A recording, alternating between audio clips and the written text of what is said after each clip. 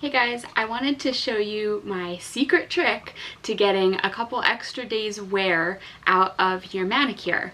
So I get kind of bored with my nail polish colors and I don't really usually want the same thing on my nails for over a week. But sometimes, you don't have time when it comes to totally changing out your manicure because I like to do it right and, do the base coat and take care of cuticles and everything.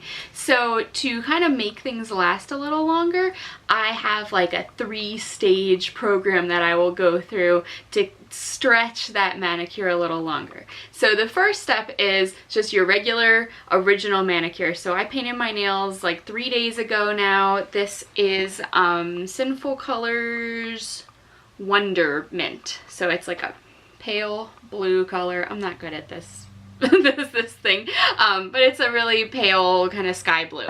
And so it's been a couple days, they're starting to wear a little bit, so I'm gonna move on to step 2 in my program, which is to add a second color and make it like a gradient. Now you can do any color for your second color, so you could do like a contrasting color, or you could do white or black, but I usually like to use one that's just a little couple shades off from my original one. So this one is also Sinful Colors. They don't have to be the same brand, but this one's also Sinful Colors, and this one is called Savage, which I believe might be a matte. I don't think it says it on here, but I'll put a glossy top coat over it anyway. But so you can see the two colors together. And so what I'm gonna do is use one of these foam wedge makeup sponges.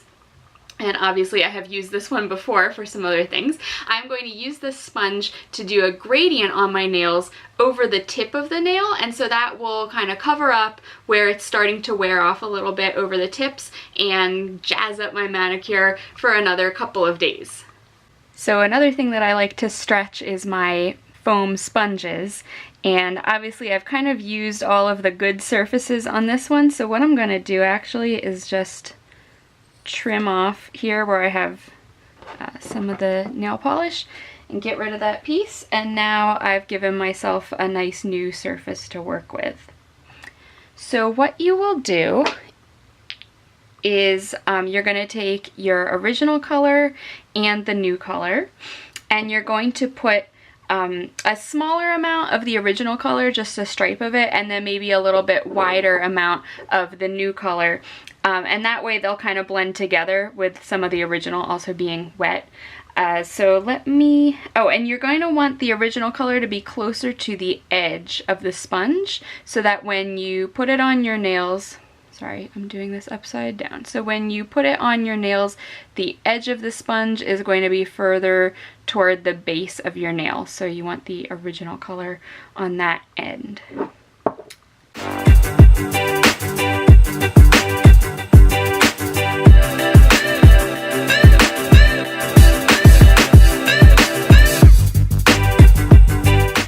So I'm just going to dab it on, making sure to get over the tip of the nail, and you can go as far back up your nail as you want. So you can see with one coat it's kind of a subtle effect, but I will do all my nails and then I'll go back and do a second coat.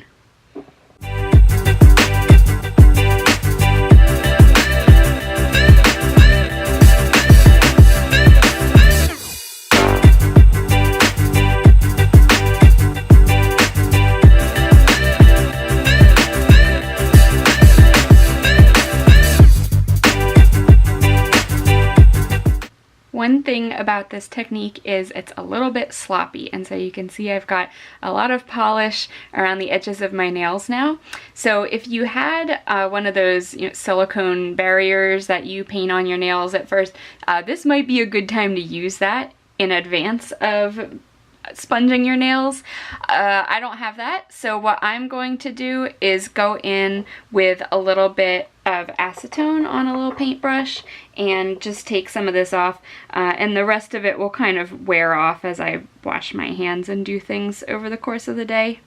And then the last step at this point will be to paint on another layer of top coat, and I will be able to get another couple days wear out of this with a nice gradient or ombre kind of nail. Okay, so here is my step 1 complete.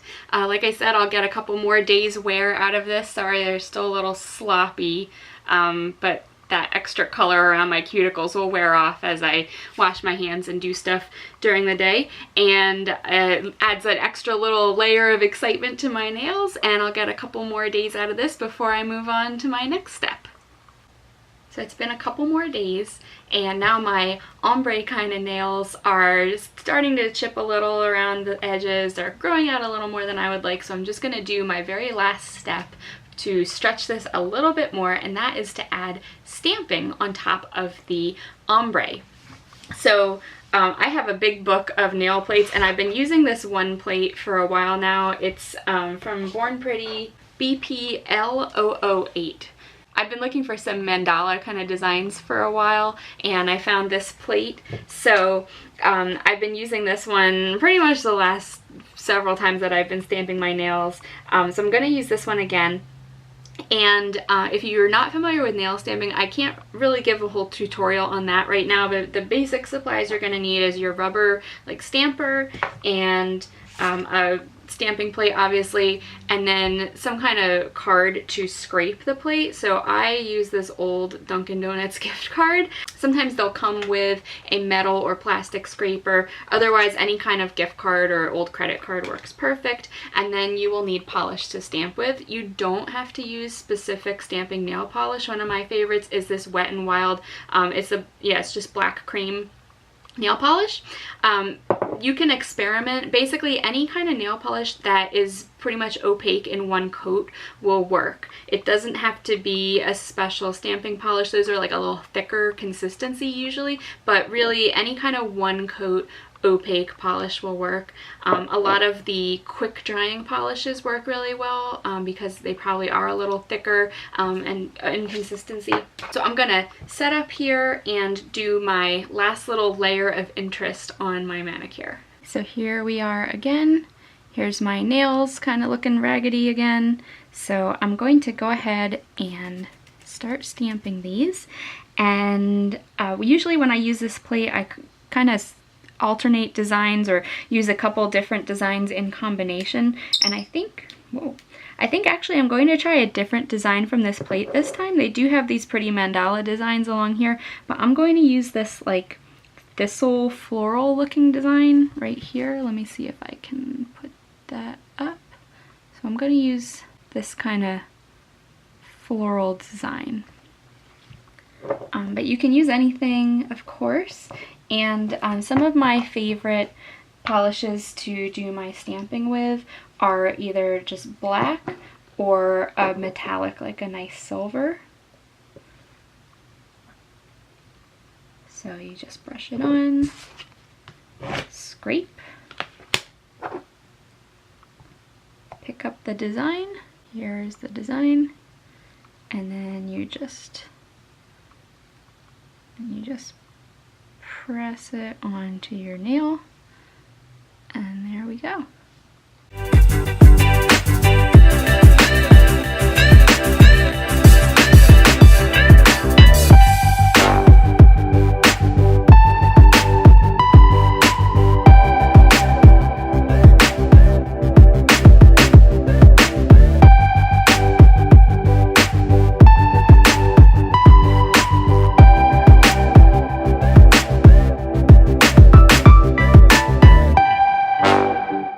Cleanup wise, I will clean off the stamper after every transfer, and I usually clean off the plate every other stamp, so you don't really have to do it every time, but you don't want the polish to be building up in there.